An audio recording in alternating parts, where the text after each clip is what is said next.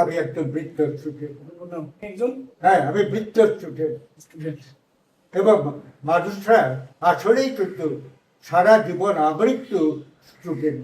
তারা থেকে চাক আর না চাক, যে ঘুষ নেওয়া কিভাবে দিতে হবে তারও শিক্ষা নেই। জীবন দর্শন হল জ্ঞান দর্শন, জ্ঞান অর্জন। জ্ঞান অর্জন। প্রকৃত জ্ঞান মানুষকে সৎ রাখে এবং মৃত্যুকে আবার এখনো হয়নি আমার ধারণা।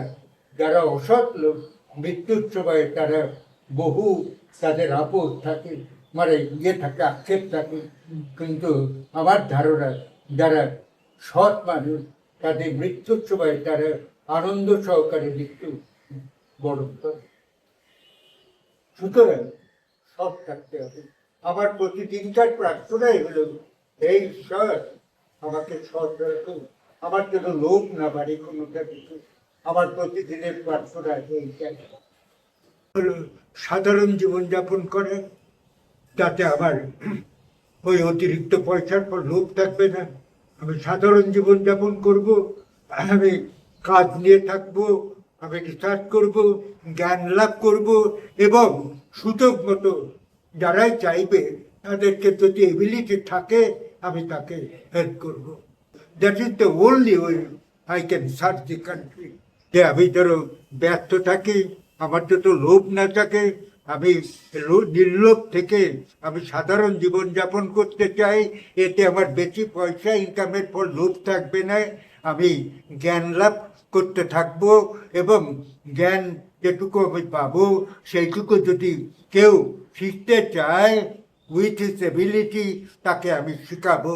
এবং আবার জীবন দর্শন হলো একটা ছাত্রকে মানুষ করা, কোয়ালিটি এডুকেশন দিয়ে, যাতে সে বিশ্বমানের হয়ে আমাদের দেশের মানে উন্নতি লাভ করাবে, আমাদের উন্নতি করাবে। এখনো কি শিখছেন?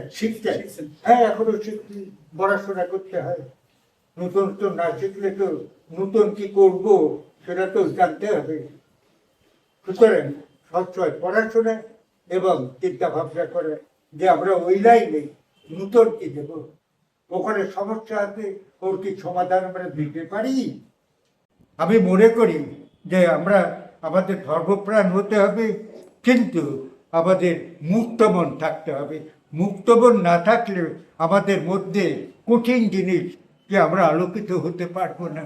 আমাদের প্রত্যেকটা ভালো মানুষকে শ্রদ্ধা করতে হবে, পারস্পরিক শ্রদ্ধাবোধ থাকতে হবে এবং এবং সবকে আমি সমানভাবে আমি যদি ট্রিট করতে পারি, অন্তত ভালো মানুষদের, তাহলেই আমার ভালো লাগবে।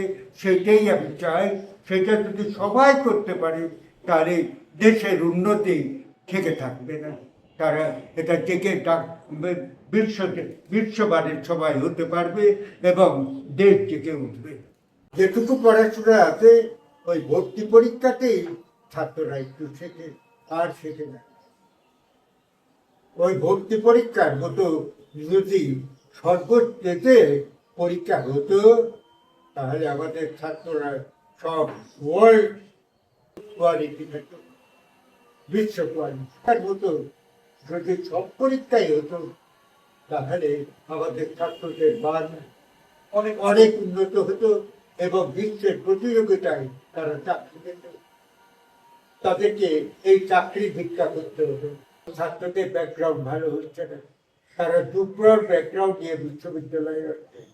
সুতরাং তারা কিছুই বুঝতে পারে না।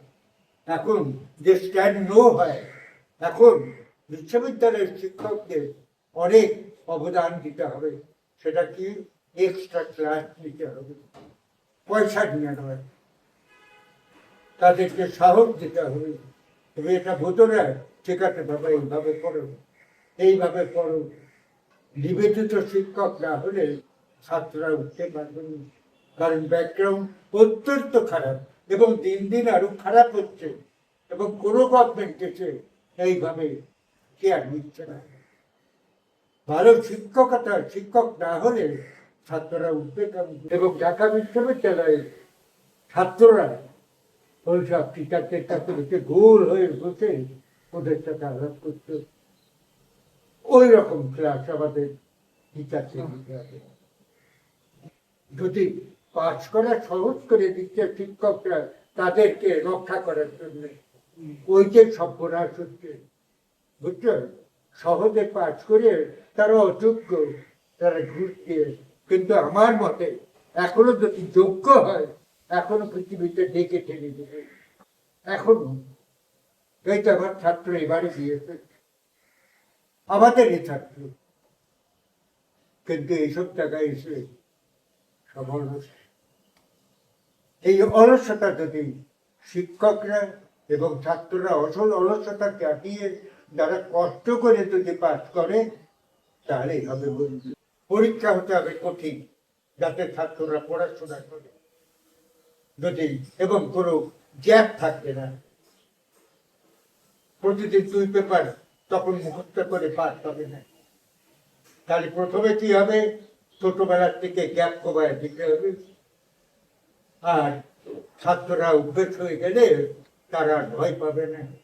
তারপরে এই যে প্রতিদিন 2 পেপার এবং পরপর করে গেলে যেটা সৃষ্টিতে ছিল, ওইটা করলে তখন বুঝে বুঝে না করলে তাদের পাশে জুটবে না, ভালো রেজাল্ট দূরে থাকুক। আমি সেইটা এখনো আমি মনে করি। একটু প্রার্থনা করি দেশের এবং মানুষের মঙ্গল কামনা করি। তারপরে থেকে রাত 12টা পর্যন্ত আমি কিন্তু রিসার্চ করি বাড়িতে আর ডিপার্টমেন্টে গেলেও এখনো। এখনো ডিপার্টমেন্টে যান? হ্যাঁ, ডিপার্টমেন্টে প্রতিদিন যাই না, তবে সপ্তাহে 2 দিন এখন যাই।